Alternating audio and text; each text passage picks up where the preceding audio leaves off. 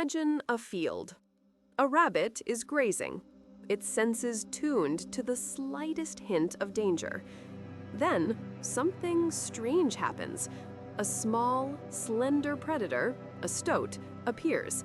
But instead of stalking or charging, it begins to move erratically. It leaps, it twists, it performs frantic acrobatics, seemingly for no one. This isn't a hunt as we typically understand it.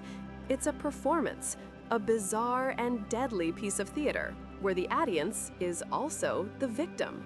To call this a war dance is to assign it a motive we can understand, but the reality is far more rooted in neurology. The rabbit's brain is an ancient machine honed over millennia to perform one primary function: threat assessment. It processes patterns, fast and efficient, but it relies on recognizable inputs. The stoat provides none. The erratic, non-directional movement of the stoat presents the rabbit's brain with a paradox.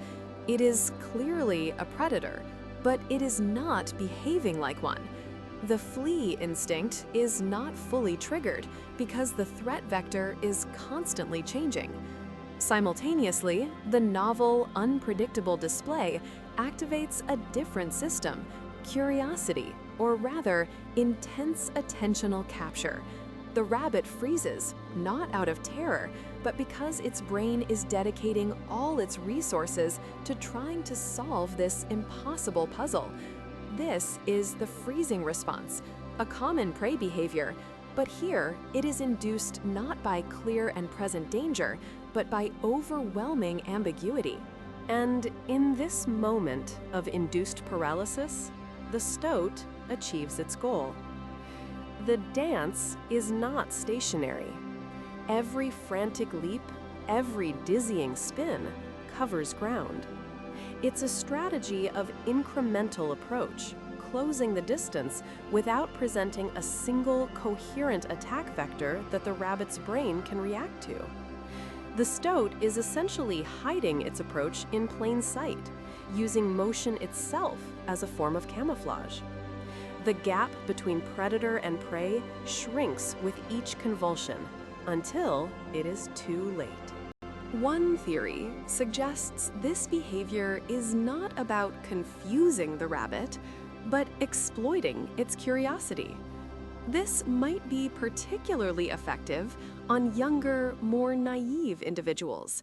An older, experienced rabbit might have learned to associate any stoat with danger, regardless of its behavior.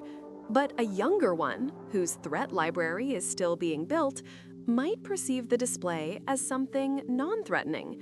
It might be a strange, compelling phenomenon to be observed, not fled from. The stoat's gamble is that the rabbit's curiosity will outweigh its caution. What's truly fascinating is how this tactic mirrors a strategy used by prey. It's called protean behavior, erratic, unpredictable movements designed to make it impossible for a predator to predict an escape path.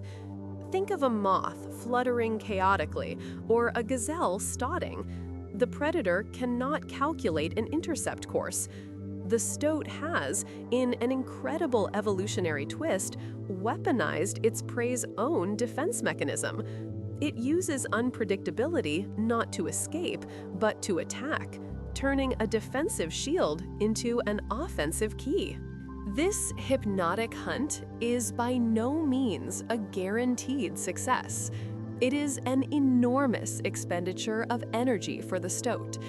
If the rabbit's fear response overrides its paralysis, or if it is an experienced adult, the stoat is left exhausted and exposed in the open. The success likely depends on the individual rabbit, the terrain, and the stoat's own execution. It's a high-risk, high-reward strategy.